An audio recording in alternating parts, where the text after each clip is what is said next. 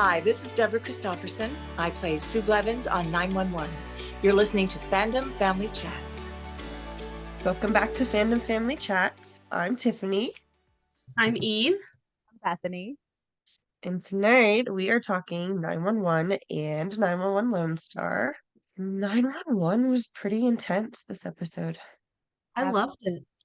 It was insane. We had like two completely different worlds almost in 911.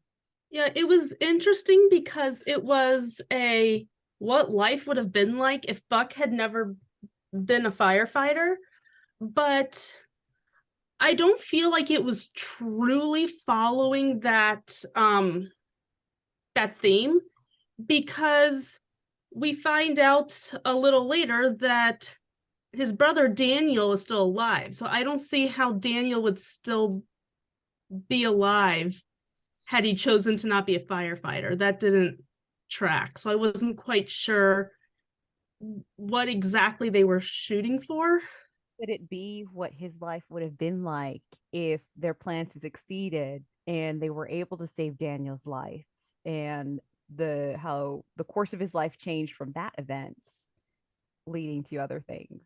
Or probably just a dream state. Like, this is the family that Buck had always wanted. So that's what he was dreaming about. Like just the opposite of reality, and just in every way that they could find. Mm-hmm.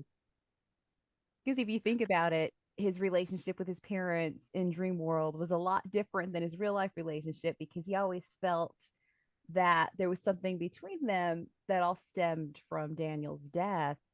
And if Daniel didn't die, then that relationship would have been built differently. But then again, we see all the differences that would have happened. I mean, obviously Daniel living would have been really good for their family, but you see everything else that happened that was different. We saw Doug. Oh gosh. Did anyone else's heart stop when they saw Doug? I was like, oh God, not this creep again. That was terrifying. I mean, I love seeing Jennifer Love Hewitt working with her husband, but seeing Doug, the character, oh, I just want to punch him in the face. I'm sure he's a lovely man, but his character is terrible. Yeah, that's true. That just means he's a really good actor. He's good at what he does. That's how I measure a good actor, by how much I dislike their character. So, right. He is really good. Does anybody else see Buck as a teacher? That was weird.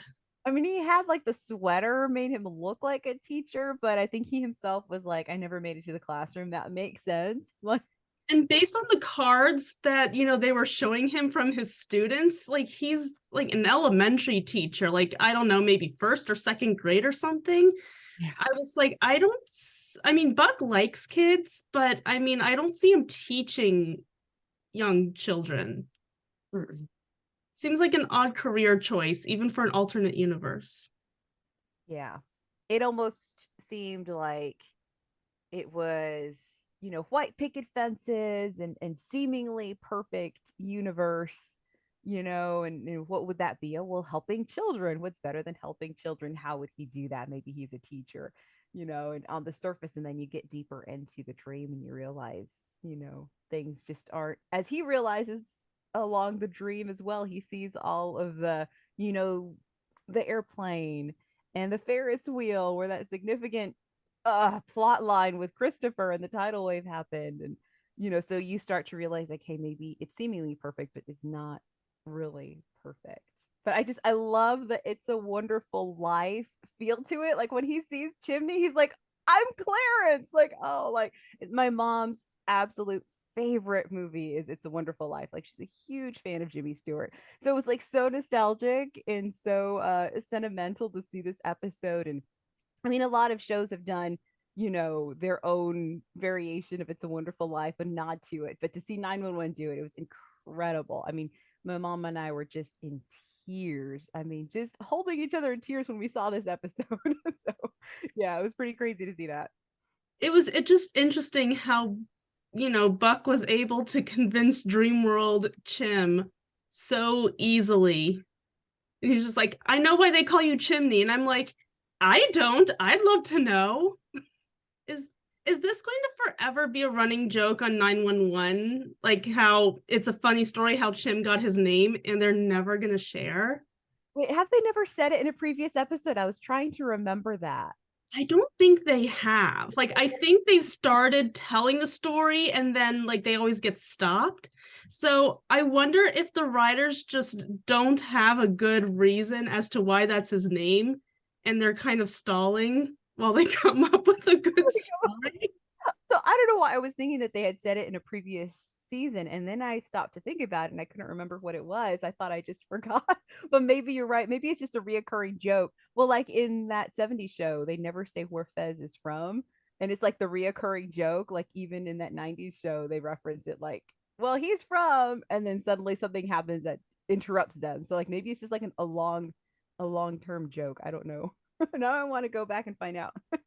Yeah, I really need to know. But then, like, he calls over Hen and he's just like, I'm telling you, he just, like, he's crazy, but he just sucks you in with the crazy. I love it because you're imagining them like if they think it's real life. So it's like that's how Hen and Chin would probably react in real life to it, you know.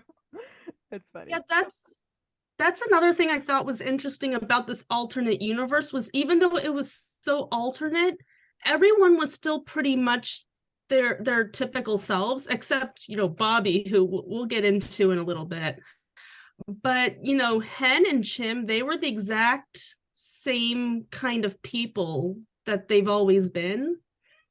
So I was like, if they're really going for, you know, alternate universe, I mean, they didn't quite make it terribly alternate. Except for the fact they didn't know Buck. I mean, maybe that was the whole purpose. Maybe. Maybe they were just like the rock that he needed, you know, he needed a friend. Or maybe it was Buck's life that was an alternate, not necessarily everyone. I don't know. They did kind of make a joke about that too, about well, Hen was pretty much the same, you know. I felt Hen was more of a clearance than Chim was because she was the one who was like, hey, I think that this is all just happening in your head. And I was like, yeah, that's what an alternate universe is. Wow. Yeah, she was the one that like realized what was happening in his mind. And of course, because it's in his mind, that was him starting to realize, okay, maybe this is not real. He's seen enough people in comas, he's seen enough uh situations where he's been on the other side to kind of put it together like maybe, that's why he starts looking, okay, what happens? Can someone have a dream coma? What does that feel like? What does that look like? He's starting to ask these questions because he's thinking something's just not quite right here. Maybe this is not real, you know, maybe this is a dream. I love how he was suddenly reacting to everybody too as soon as because at first he was just like, okay, I'm going to sit on the couch and I'm going to drink a beer with, my brother and my dad. And then by the end of the episode, he's like, you're not real. You're not real. I'm leaving because you're not real and none of this is real. And I was like, how many times is he going to say this isn't real in like one sentence? He was going to try to see how many times he could. He was counting. No. And I love how he looked at Christopher and he was like, okay, I can't help you right now because you're not real and I need to go. I will forever feel terrible about that one. I know that, and the a Coldplay song playing in the background. Like you just all you need is a Coldplay song as your background, and tears are gonna be shed. And then you see Christopher, and he's like, "You're not real," and it's hard to hear that because you're thinking, Buck and Christopher have that special connection. And at that moment, then that he's determined to get back to his real life because he would die for Christopher. So to have to resist that and keep moving forward, was just like so significant. And then, of course, that's when he sees his parents, which was another attempt to keep him in the dream world. which he had to resist too. And it was just so sweet to see that moment in that those moments that he had with his parents and what he had to say to them, and that healing and that resolution that he had. And even though they're trying to get him to stay, he knows that he wants to repair things with his parents, and the only way to do that is go into real life. And he just wrapped his arms around them and hugged them. And my mom and I were watching this together, and she just said, I'm gonna cry. And that scene was just so beautiful. We just burst out crying. We had to pause it and just experience that scene. It was just so beautiful and so sentimental, and just to see all of that, it was just incredible. I was like, oh, this episode it was insane. So it meant a lot to us to see that. I do want to touch on one thing really quick, which is Bobby, or alternate universe Bobby, who it was a little confusing because in this alternate universe he's dead, and we find out it's because Buck essentially wasn't around to save him. So I was just a little confused about, like, obviously it was a creative choice for some reason, but it was interesting how they chose to make Chim and Hen, their usual selves, but then they chose to make Bobby this completely, angry at the world person, which I guess if he succumbed to, his alcoholism, that would make sense. That just I goes was to really show confused with the how whole Bobby storyline completely because he was dead, they said. So Why was he there? Like, why it is would have Ghost Bobby there? been an interesting enough storyline if they said Bobby Nash is dead, and then that was it, and then there was no Bobby in that alternate universe. But then he was there. So, like, was he alternate universe Buck's conscience or something? Like, I really didn't understand that. I think it kind of showed it's twofold. One, it showed how much Bobby means to Buck and how much of a guiding light Bobby is to Buck. But obviously, as we found out that Buck had a huge impact on Bobby's life, and to see, I think that Bobby would have been how real world Bobby was if Buck wasn't in there. Obviously, that was the point they were trying to say. They did acknowledge it. They're like, you can stay here forever. Obviously, even in this world, you can't bring back the dead. So it was the afterlife. He made a joke like, it's you the afterlife me in your fantasy, in your dream. So yeah, it was like, an imaginary ghost. Like it wasn't just a ghost, it was like a dream ghost. So leave it to 911 to create dream ghosts. But I think that's what it showed, because I mean, Bobby was at such a low point in his life. He had gone through so much tragedy, and he's come into the light. He has a family now, and he probably never would have married Athena if Buck wasn't there. So it just went to show you that even though in that dream he was dead, it still gives you an opportunity to see how far Bobby was prior to his death, like how bad things got without Buck in his life, which led ultimately to that death. If Buck hadn't come into his life and helped him start, going on the right path, and healing and resolution versus destruction and ultimately perishing. So, but yeah, I mean, dream ghosts are a thing now, I guess. I don't know. I've never had a dream ghost. Now I really want one. Oh, I don't want dream ghost Bobby, though. He was highly unpleasant. He oh, really was. yeah. It was all of the darkness and all the hurt that he never got a chance to heal from and work through. So it makes us appreciate real world Bobby that much more, to see how far he's come and what a good place he's in. Even with everything else that's going on, and in the dark places that he still finds himself in. I thought something else that I thought was, no, I don't want to say interesting, but I guess really lovely to see was, Buck is in this dream world where, he has this great relationship with his parents, And in the real world, like his relationship with his parents seems to be getting exponentially better, like overnight. I know on the last podcast we talked about how surprisingly pleasant they were on their visit, and it continued into this visit. And I was like, this is really nice to see that his parents are like around and they care. And I was really expecting them to blame the job on the fact that their son was in the hospital, but they didn't go that direction at all. So I was like, good job, Buckleys. You can stay. You're growing. You're growing as parents. You can do this.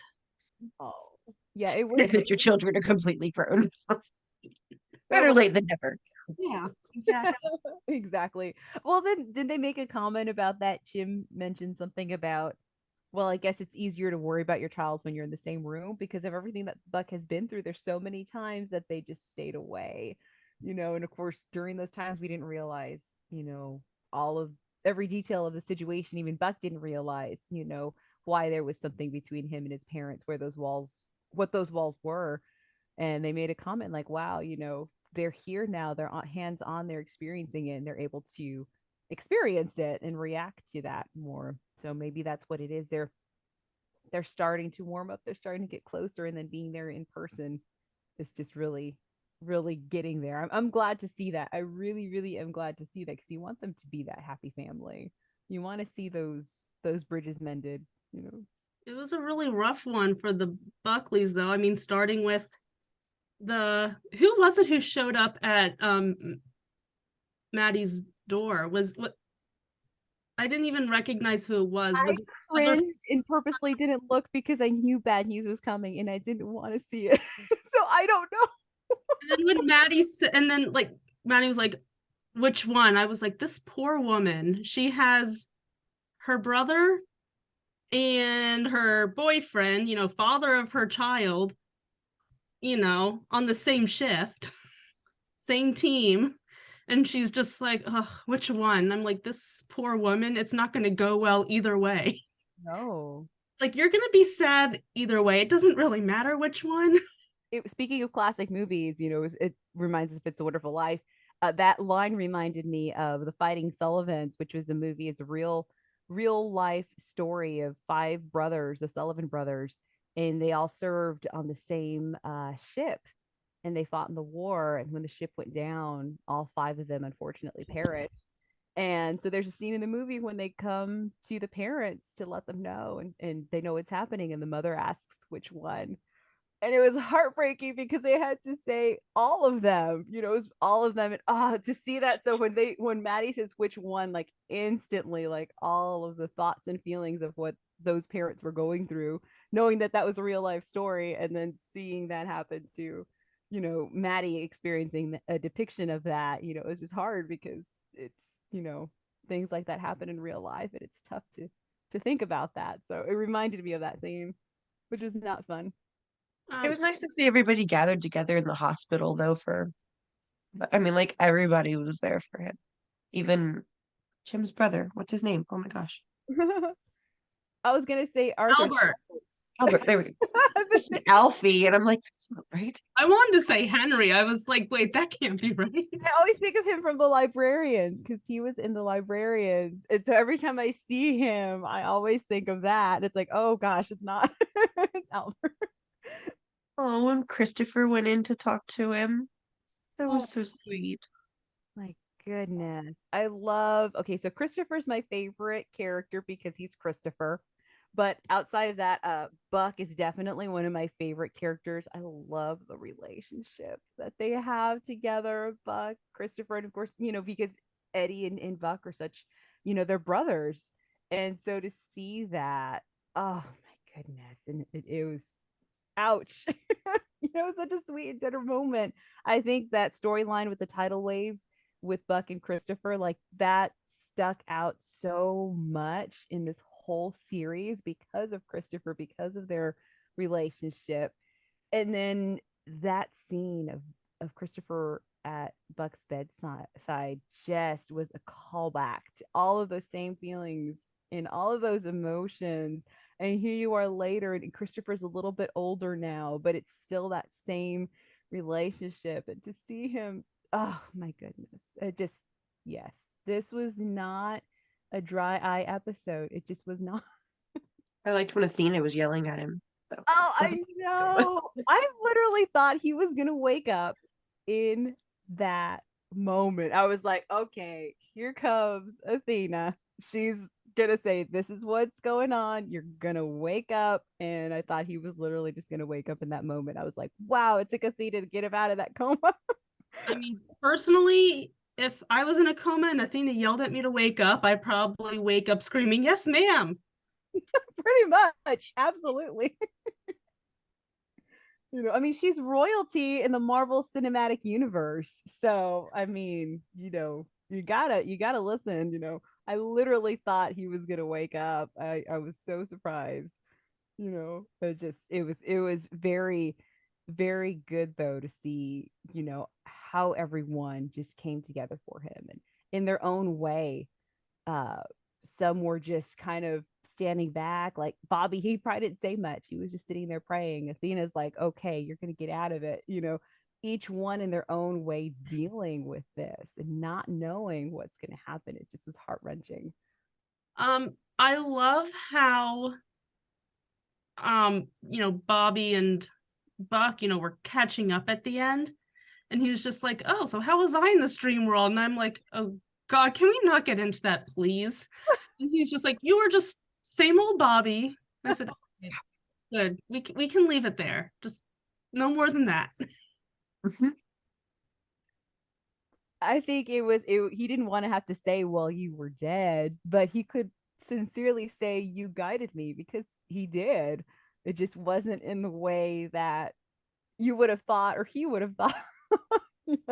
But that's when he realized, like, no, this world was so much better. He said, hey, why would you leave a world that you can fix everything? This world was better. And it's because it would have been living in a world without Bobby. And no matter what universe you're in, he was never going to want to live in a world without Bobby. It just, oh. And Bobby not realizing that's exactly what Buck is saying to him. It's just, oh my goodness. It was heartwarming. I'm just glad it ended well, because I was going to be really mad. And I'd like to say I would have had to stop watching the show, but that wasn't going to happen. So I would have had to write a very not nicely worded letter. It's true. We would have rioted. Yes.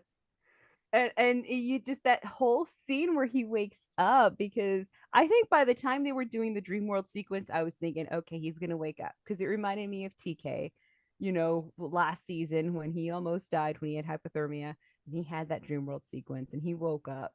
And so now this is Buck's turn. Okay, TK fought back, Buck is gonna fight back. But when it ended, the cliffhanger when he gets struck by lightning, I thought for a second, I'm going to go on the internet and see, like, is he actually leaving the show? There's no way they're going to kill him off, but I couldn't see how they were going to get him out of that situation alive. So I literally wanted to look at that. But again, just to see him when he takes that first breath, they take him off the ventilator and everyone is holding their own breath. His parents and Maddie there, and then again that Coldplay song. Oh my goodness. And it started playing when he took that first breath and he left into the room back to his family. It just the emotions and just the intensity was just amazing. It definitely was a truly amazing episode. And Buck is finally going to get his couch, so happy ending all around. Happiness all around. He's finally. I love how it's a running joke that he doesn't have a couch, and Maddie's like, "Oh nope, don't get into that. It's a whole story." Exactly. I love it.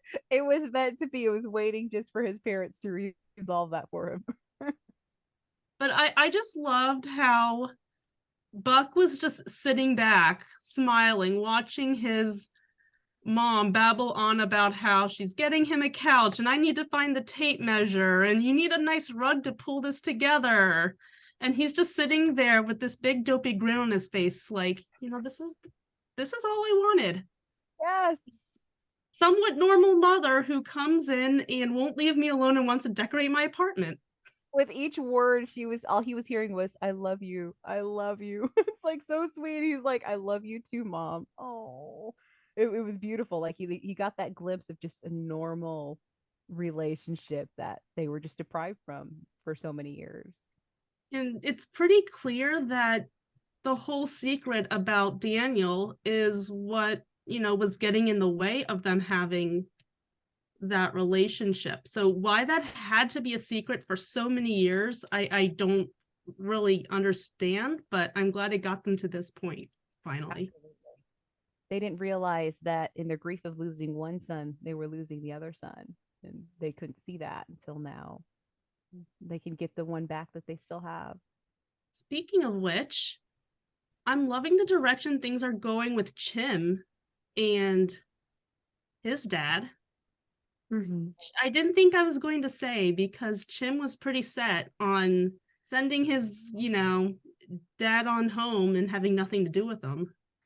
I'm not a fan of him, but he's growing on me a little bit. Clutching him, G is so cute because she loves him so much. What did she call him? Pop Pop is funny or something? Yeah. I was like, that child needs to say more words all the time because she's so freaking cute.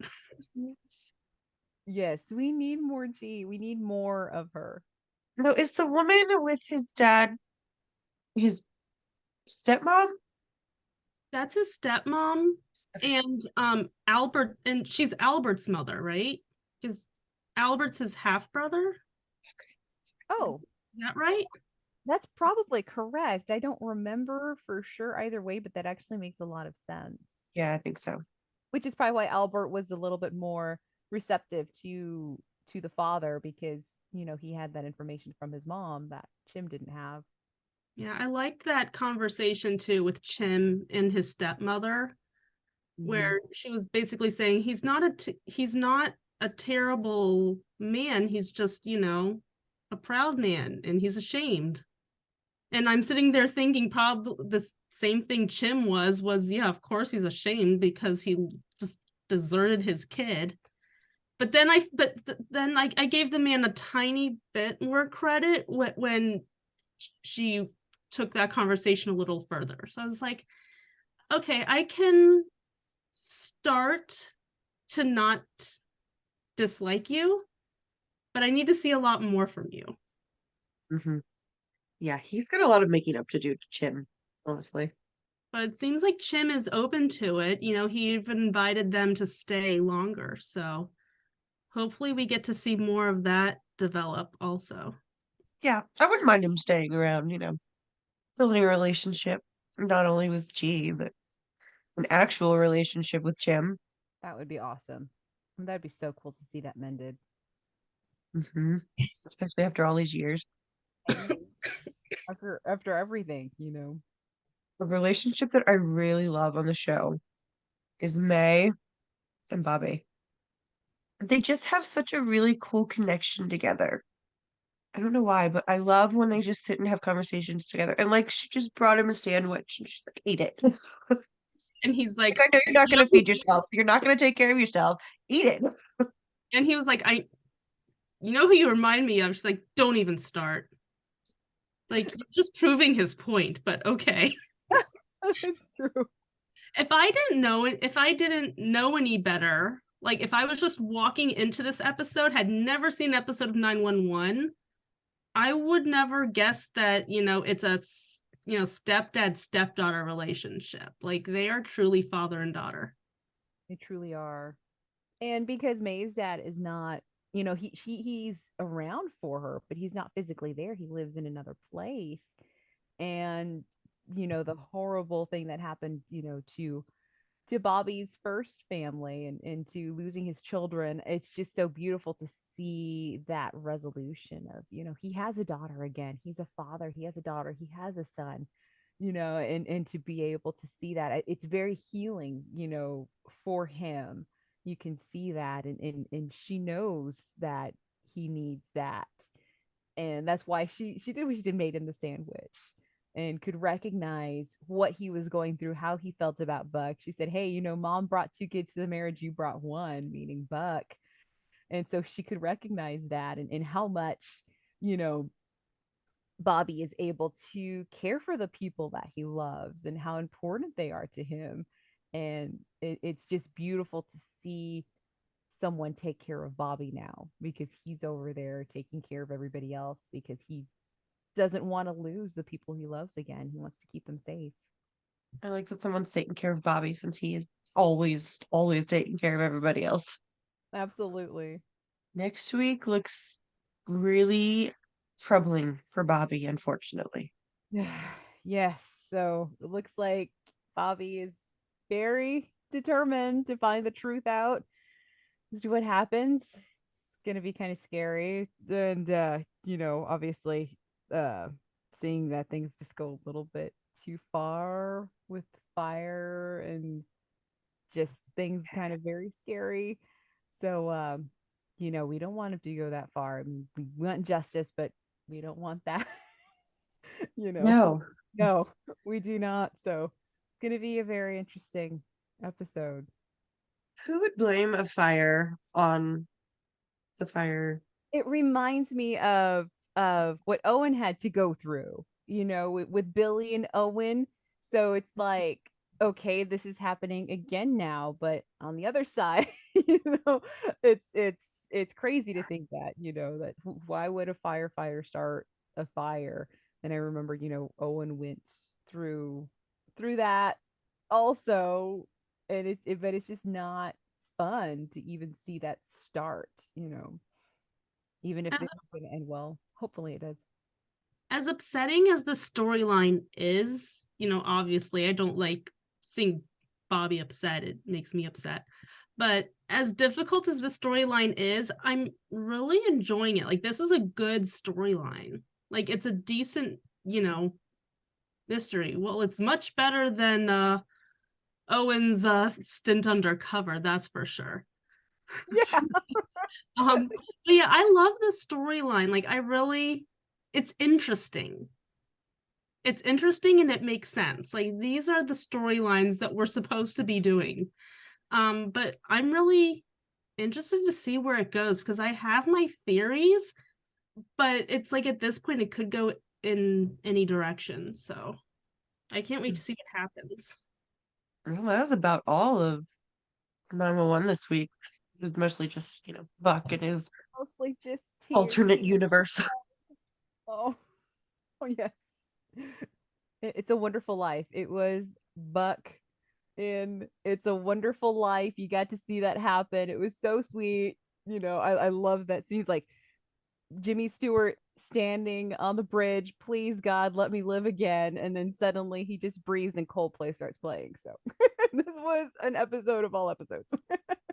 We're already on episode 8 of Lone Star. I Wow. can't believe that. How is it episode 8 already? I have no idea. I didn't realize we were so far into the season. Wow. Oh, that makes me sad. It makes me feel like the season's almost over. I guess this Right? is what happens when you don't take random long breaks, and like when shows are just getting underway. Yeah, that's true. That's true. Chicago needs to take note. Like, this, no breaks. We don't need those 2 episodes and then a 3-week break nonsense. Mm-mm. That's horrifying. Guys, poor TK and Carlos. They're finally getting to plan their wedding. That's not really. Not quite. Okay. It was frustrating. I enjoyed it. It was so funny. Like, I could not stop laughing. And every time they went to a different scene, as much as I loved seeing Marjan back, I was like, can we get back to the wedding stuff? Because, like, this Marjan stuff is sad, and I need the funny, parents planning the wedding. Yeah, we've been like so full of humor the last few episodes. Well, other than that CIA agent dying. But, they kind of just grazed over that.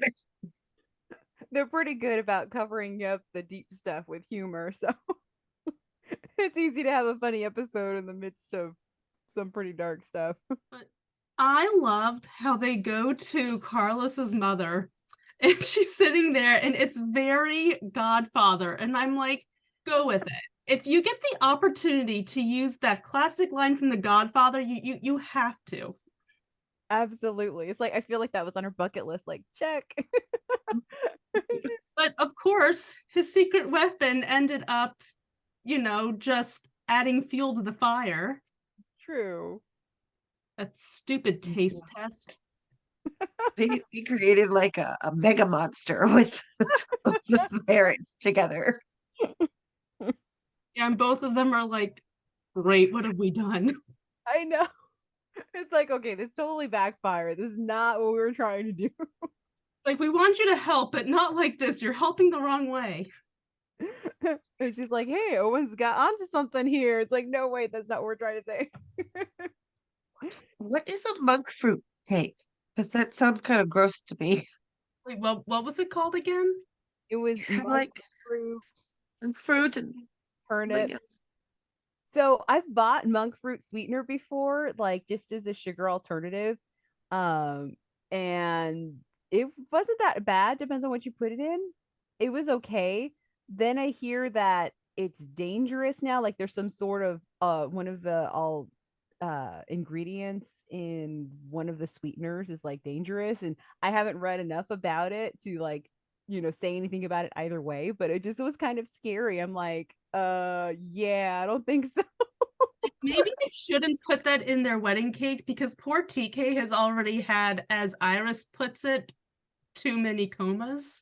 Oh my goodness, I know. So like I said, I think it's just so early, to comment on it either way, but people were just finding that things were happening, and I'm like, oh my goodness, like that's scary. Let's not eat the thing that can hurt us. you know? I definitely don't think I would choose that over a regular cake with sugar. Mm-mm. You would totally be able to tell a difference. Yeah, I think side by side, absolutely. I can't imagine like just Yeah. a vanilla cake like that tasting identical. Uh, and maybe some other. I made a cheesecake with it though, and it actually wasn't that bad. But I've made cheesecake with other kinds of sugar alternatives, and so I think in comparison to those, it wasn't that bad. But maybe comparison to like regular cheesecake, you might be able to taste it side by side. But it wasn't something that I would not eat. Like I ate it, you know. But I think side by side with a real sugar vanilla buttercream cake, like yeah, you're gonna tell the difference. That's not gonna fly, you know. Yeah. I like their visits to the florist. TK's like, there's flower arches, 4 of them. 4? Doesn't like a flower arch. Me, I don't like a flower arch. True. Oh, you mean the guy who's getting married? Okay. No, they're not important. They're just there to have a wedding, you know. The flowers, all that's more important. They're just the grooms, I mean, not important. Don't ask them what they want. Yours. But I love how like TK's in the middle of, completely blowing up at Owen, and Owen is just, he's Owen. But Yeah. he's just standing there looking all confused, like, how did he get to this? Like, why is he yelling at me? Where's it coming from? It's like, this is coming from nowhere. I'm so great at planning weddings. Poor Owen. This isn't his season. He's just not doing so great. It's just not. I'm telling you, he needs supervision. He cannot do anything without supervision, and the supervision can't be Andrea because she wasn't helpful. I did like her little talk with Owen, though. I That seemed to help calm them both down a little bit. I did love that. That was really sweet what she said. The wives. I can't imagine her and Carlos not being close. Just like knowing them, the relationship they have now, it's hard to just imagine them not being close like that. Yeah, it was interesting. It was definitely interesting to hear that story from her because it's not something I would have guessed from either of his parents. Maybe his father, just because he's a rough and tough Texas man. Mhm. But still, obviously they love their son. So I don't know. It was nice to see that that chat. I really do wish we could get backstories on everyone on Lone Star just like they do on 911. I don't know why they haven't done it. They did it for Grace and Judd. They did I have feel a like they've had a given flashback us with Grace and Judd. some. That was cool. Yeah, Grace and Judd are my favorite. Like, I want to hang out with Grace. Grace and Tommy, like, let's just go get coffee or something like that. Like, I don't know. I was like, I'm in Texas. Let's do this. Oh, dang it. Y'all aren't real. Never mind. I need Grace to be a real life person. You know, she's really good friends with Lauren North in real life, sister of Austin North from Outer Banks. Like, they're really good friends. I was just scrolling on Instagram and I'm like, hey, that looks like Grace. And then I looked back and it was Lauren's wedding. And there was just Sierra McLean just hanging out there with her sisters at the table at their wedding. And I was like, oh my goodness, like that's real. Like, I need to know these people in real life. Like, that's awesome. It was cool. And we already got Marjan back this week. I thought it was gonna be like weeks till we saw her again. So I was really excited to see her. Although I'm not a fan of this storyline she's involved in now. A couple weeks without her were long enough, so I was not willing to go another week without her. Mm-mm. This was a rather confusing couple. I mean, I get, this woman was being abused and, it tends to, it tends to, not look quite right from the outside. But still, I'm like, this is an interesting way to interact with someone who you're scared enough of that you're leaving a note on someone's motorcycle saying, help, he's going to kill me. It was pretty deep, pretty crazy. And I felt kind of bad for, the trucker that was trying to help. She seemed like, she from experience was very, compassionate towards this situation, and she seemed so sweet to be able to lend a hand and rescue her. And so when she drove away and what happened, she was still standing there. I felt I mean, there's so many reasons why that scene was so heart-wrenching, to just see her standing there and thinking, oh, she didn't leave, she stayed in the situation, and how horrible that was. And I think Marjan's face just kind of said it all, because we all were thinking, man, the teamwork, Marjan, and she got this, she did it, and never mind, it was I hard. didn't I didn't think it was gonna be that easy because like I looked at it and I checked, I was like, we still have a lot of minutes left on this episode. Like I don't think she's getting on that truck and, riding up into the sunset just yet. I was still disappointed when the truck pulled away and she was standing there. I was like, I knew that was coming, but it's still very disappointing. No, I didn't see that coming, unfortunately. I thought for sure she got out of that truck. I was, yes, she got away. My heart literally dropped when I saw her standing there. No, what are you doing? Like, get on the truck. Get on the truck. I Like, I just get it. I've had a friend that was in a very similar situation, and she stayed for many, many years, way longer than she should have. It's hard. When you're in the situation yourself, it's really hard to get out. And I think that was probably part of the message that they were trying to say too.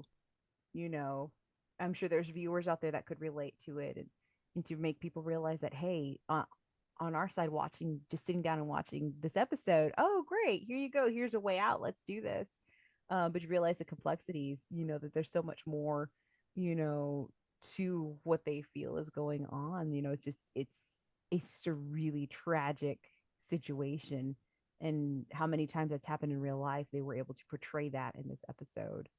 Luckily, though, Marjan is not the giving up type, so she followed that RV. That was cool.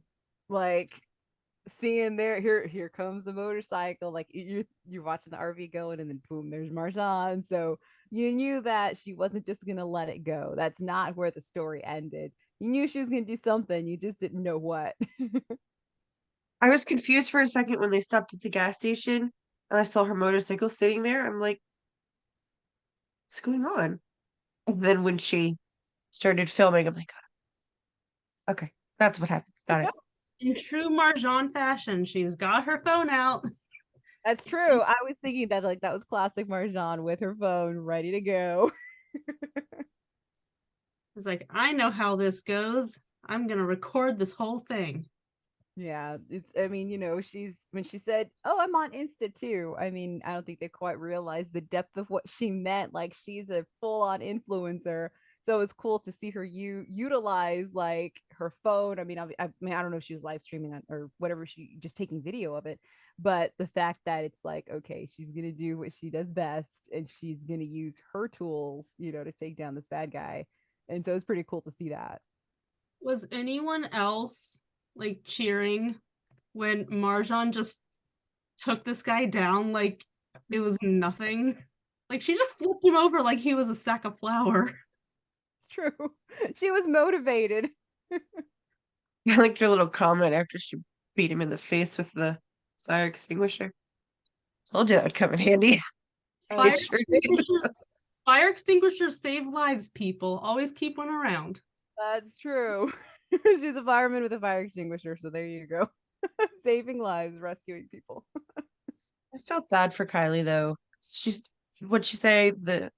She's already talked to the police multiple times and no one would do anything for her.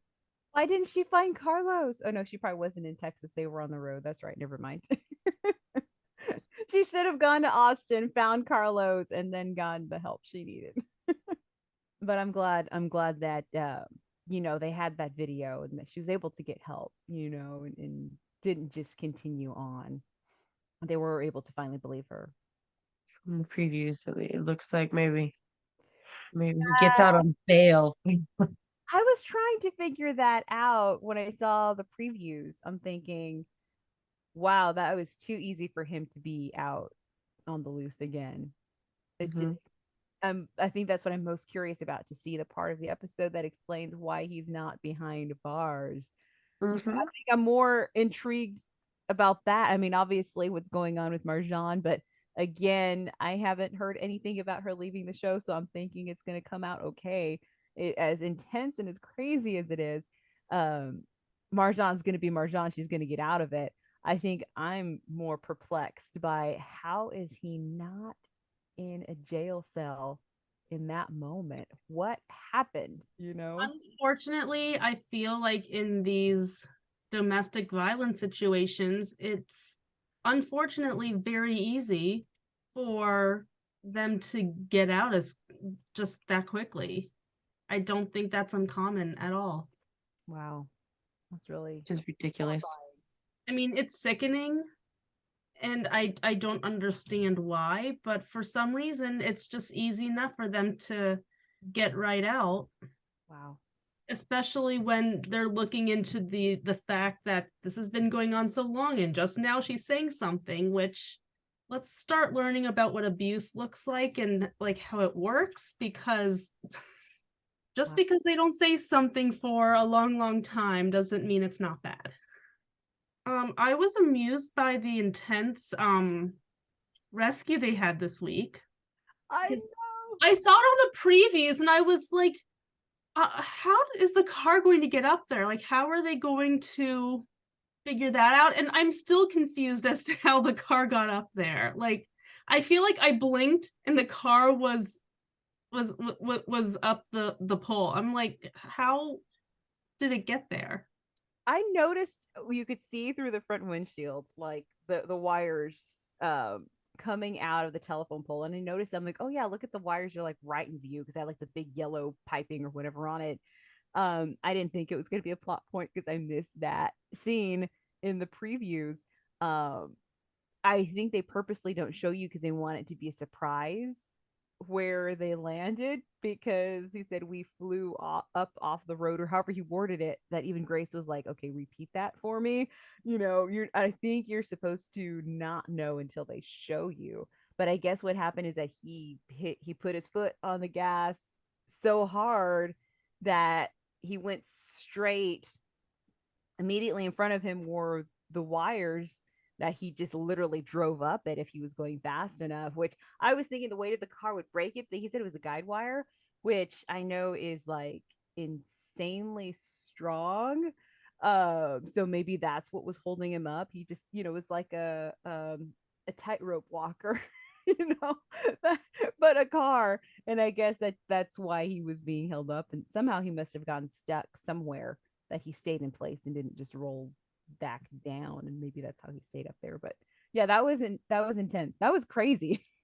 I love how they, they rescued both of them, and that poor man, he had he's he still had the same medical emergency he had that essentially caused this accident. So they saved both of these guys, and then the kid is still like, "Hey, can I still get my permit?" I'm like, "Oh, no. If I was 15 years old and I flew my dad's car up, up an electric wire, I'd be like, no, no, no. I think I'm done with the whole driving thing. I'm good." That's true. I think I'd be never entering a car again. We're taking a bicycle. That ruined driving for me forever. I'd be like, nope, I'm good. That's enough adventure for, one lifetime. Oh my good. I didn't think of it that way. Yeah, I was thinking of it like, okay, like something serious happened. Like it's okay if you don't get your license right away. But I didn't think of it that way, that I would not want a license anymore after that. And that's true. Yeah. It was very cheesy how it ended, with the dad being like, after today, you're ready for anything. I'm like, how Hallmark movie is that to say? I love it. Maybe he was having a stroke with the heart attack. I don't know. Maybe he was just so happy to be out of that darn car that exploded seconds after his son got out of it. I think that's what it was. The relief was talking. His adrenaline was probably pumping. He was just so ecstatic and relieved to be rescued. And I love it though. It was so funny because I had to side with him when he said, okay, 35 is going to be a parking lot. Like that is so true because that highway is insane. It's been a parking lot before. We've been stuck there for so long. And there was even a meme that was a joke saying that Jenna Ortega, in order to prepare for her role as Wednesday Addams, who's dead inside, spent time on that highway. So it was a joke, meaning like that's how bad that highway is. So I totally could agree with that. And it was even funnier too when he said take me to St. Raymond's. So in previous episode when they were actually at St. Raymond's Hospital and they showed like the logo of it, there's actually a hospital in Austin. It's called St. David's, and the logo was very similar. My mom's actually, had to go to that hospital before with some issues in the past, and I recognized it. I was like, St. Raymond's, that sounds like St. David's. And like the logo was the same and everything. So I was like, I've been to that hospital. It was so funny.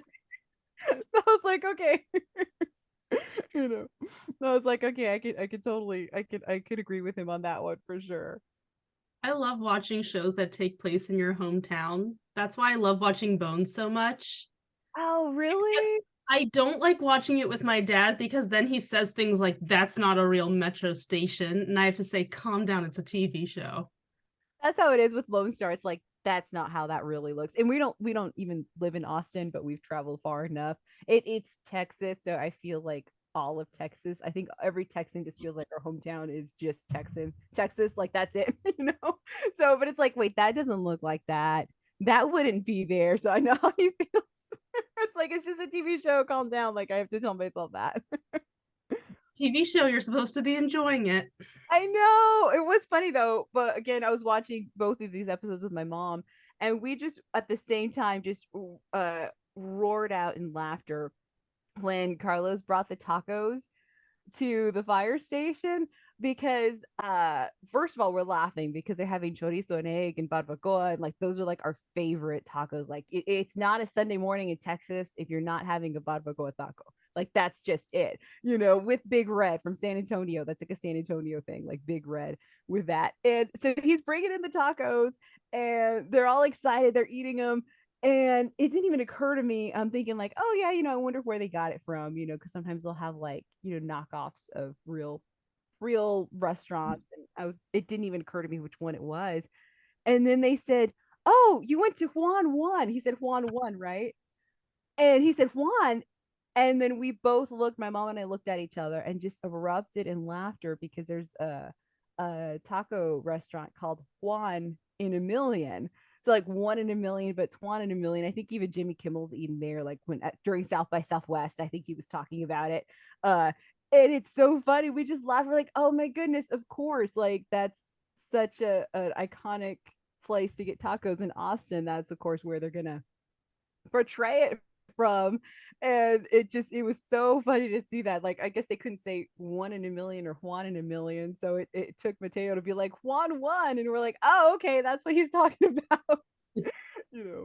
Which by the way, their tacos are so big. When we ordered one, the waitress said, how many tortillas would you like? A taco usually just says like one. He's like, no, how many would you like? And they come to the table with like this huge plate. It was a breakfast taco. I think it was like bacon and egg, like the huge plate, like scrambled eggs and bacon, like to feed 5 people. And they give us like 5 tortillas and like, here's your one taco. And we're like, yeah, this is my kind of taco restaurant. I loved it. Yeah. I'm really stressed out about next week.